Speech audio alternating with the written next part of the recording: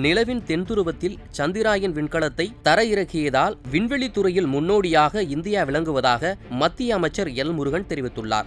திருச்செந்தூர் முருகன் கோவிலில் சிறப்பு வழிபாடு செய்த பின் மத்திய அமைச்சர் எல் முருகன் செய்தியாளர்களிடம் பேசினார். அப்போது பாஜக ஆட்சியில் கடந்த 10 ஆண்டுகளில் தமிழகத்திற்கு நெடுஞ்சாலைகள், ரயில் பாதைகள் உள்ளிட்ட திட்டங்களுக்கு 11 லட்சம் கோடி ரூபாயை மத்திய அரசு வழங்கியுள்ளதாகவும் முருகன் தெரிவித்தார். மாண்புமிகு பாரத பிரதமர் திரு நரேந்திர மோடிஜி அவர்களுடைய தூத்துக்குடி வருகை, கிட்டத்தட்ட 17,500 கோடி ரூபாய்க்கான திட்டங்கள், சில திட்டங்கள் அர்ப்பணிக்கப்பட்டிருக்கிறது, சில திட்டங்கள் புதிதாக அடிக்கல் நாட்டப்பட்டிருக்கிறது. கிட்டத்தட்ட தமிழ்நாட்டுக்கு மட்டுமே நேற்றைக்கு மட்டும் 17,500 கோடிக்கான திட்டங்களை கொடுத்திருக்கிறார்கள்.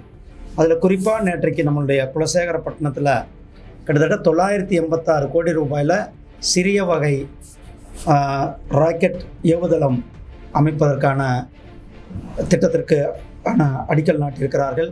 அதில் நேற்றைக்கு கூட ஒரு மொபைல் ஆப்பில் ரோகிணி என்ற ஒரு ஏவுதளம், அந்த ராக்கெட்டானது ஏவப்பட்டிருக்கிறது. இன்றைக்கு இந்தியா விண்வெளித்துறையில் ஒரு மிகப்பெரிய சரித்திரம் படைத்து கொண்டிருக்கிறது. எந்த உலக நாடுகளில் எந்த நாடு கூட இன்றைக்கும் சந்திராயன் போய் அந்த மூணில் போயிட்டு அந்த சவுத் போல் என்ற இடத்துக்கு எந்த நாடு கூட போகலை. முதல் முறையாக நம்மளுடைய பாரத தேசத்தினுடைய சந்திராயன் 3 தான் அங்கே போயிருக்கிறது.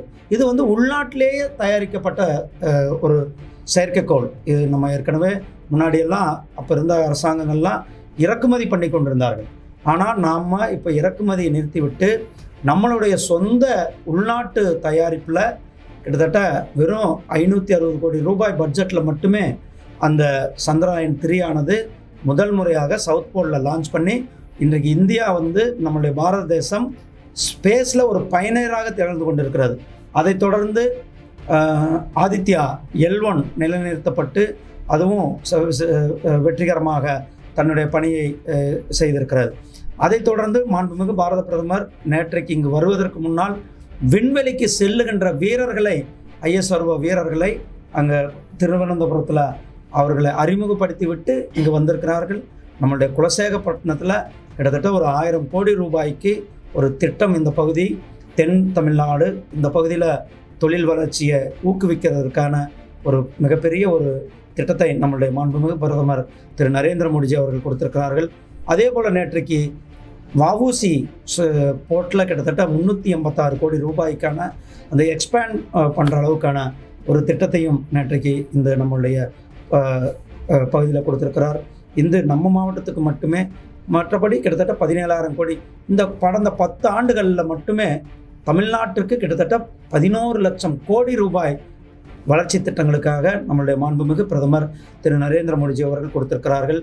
தேசிய ஹைவேக்கள், விமான நிலையங்கள், வந்தே பாரத் ரயில்கள், அதே மாதிரி ரயில் நிலையங்களுடைய மேம்பாடு, அமிர்த் பாரத் ரயில் நிலையங்களோட மேம்பாடு, ரயில் பாதைகள் மின்மயமாக்கல், இப்படி கிட்டத்தட்ட தமிழ்நாடு முழுவதும் கிட்டத்தட்ட 100% ரயில் பாதைகள் மின்மயமாக்கல் முடிந்திருக்கிறது.